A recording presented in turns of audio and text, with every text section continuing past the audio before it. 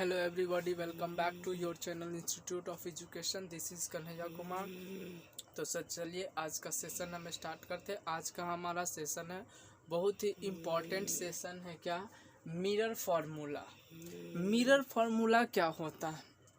तो सिंपल आपके सिलेबस में इसका डेरिवेटिव नहीं पूछा गया है इसका, ठीक है ना। डायरेक्ट जिस तरह से पूछा गया उस तरह से रिप्रेजेंट कर रहे हैं हम, ठीक है ना, कि ये मिरर फार्मूला होता क्या। तो हम बोलेंगे क्या, mirror formula is a relation between.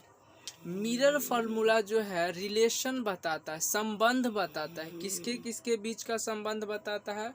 तो सबसे पहले ऑब्जेक्ट डिस्टेंस, ऑब्जेक्ट डिस्टेंस का रिलेशन बताता है। और ऑब्जेक्ट डिस्टेंस को हम शॉर्ट में स्मॉल यू से रिप्रेजेंट करते हैं। ऑब्जेक्ट डिस्टेंस को स्मॉल यू से लिखते हैं। फिर इमेज डिस्टेंस, इमेज डिस्टेंस को हम लोग स्मॉल भी से रिप्रेजेंट करते हैं। And focal length, and focal length, focal length को हम लोग स्मॉल एफ से लिखते हैं, है ना। क्या हम बोले कि mirror formula is a relation between object distance, image distance and focal length of spherical mirror. Spherical mirror में जो हमारा मिरर फार्मूला है वो क्या बताता है? तो जो हमारा मिरर फार्मूला है वो रिलेशन बताता है object distance, image distance and focal length का रिलेशन बताता है, ठीक है। तो आइए देखते हैं मिरर फार्मूला क्या होता है। मिरर फार्मूला बहुत ही इम्पोर्टेंट है, इसको याद करना बहुत ज़रूरी है। 1 ऑब्जेक्ट डिस्टेंस, क्या हम बोलेंगे 1 object distance plus 1 image distance is equal to 1 focal length, ठीक है। क्या बोले हम? अगर रिलेशन देखें object distance, image distance and focal length का, तो क्या हम बोलेंगे 1 object distance plus 1 image distance is equal to 1 focal length. ये हमारा क्या है? रिलेशन है मिरर फार्मूला का, ठीक है। अगर हम ऑब्जेक्ट डिस्टेंस की बात करें तो स्मॉल यू से रिप्रेजेंट करते हैं। क्या हम बोले?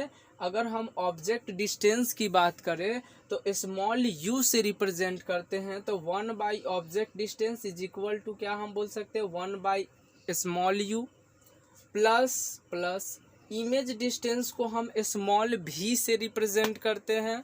तो 1 इमेज डिस्टेंस, तो यहाँ हम क्या लिख सकते हैं 1 स्मॉल भी is equal to 1 focal length. क्या होता है? Is equal to 1 focal length. और फोकल लेंथ को स्मॉल एफ से लिखते हैं, तो हम यहाँ क्या लिखे 1 फोकल लेंथ। यही हमारा ये बहुत इम्पॉर्टेंट फार्मूला है। ये जो फार्मूला है ये बहुत ज़्यादा इम्पॉर्टेंट फार्मूला है, ठीक है।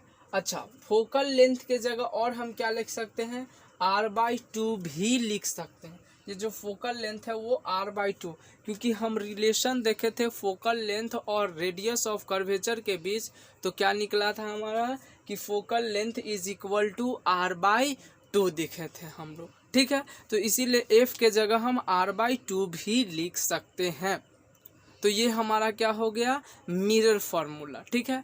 इसको याद रखना है 1/u plus 1/v is equal to 1/f। u क्या है? ऑब्जेक्ट डिस्टेंस, v क्या है? इमेज डिस्टेंस, f क्या है? फोकल लेंथ, ठीक है। ये जितने सारे जो डिस्टेंस है वो सब के सब डिस्टेंस को हम लोग स्फेरिकल मिरर के पोल से मेजर करते हैं।